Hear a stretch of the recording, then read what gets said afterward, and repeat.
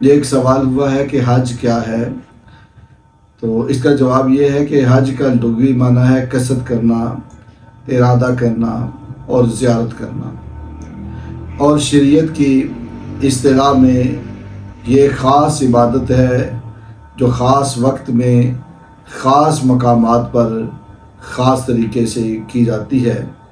مکہ المکرمہ سے حاجی جو ہے وہ احرام باندھ کر 8 ذوالحج کو 12 ذوالحج تک خاص جگہوں پر خاص عبادت کرتا ہے، اور خاص مقامات پر اور خاص اوقات میں اللہ رب العزت نے جو اپنے محبوب کے ذریعے سے طریقے بتائے ہیں ان عبادات کا نام حج ہے۔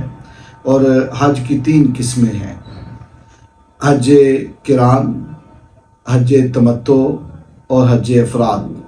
انشاءاللہ ان کی ڈیٹیل جو ہے وہ اگلی ویڈیو میں ہم وضاحت کے ساتھ جو ہے وہ بیان کر دیں گے اور آپ تک پہنچا دیں گے۔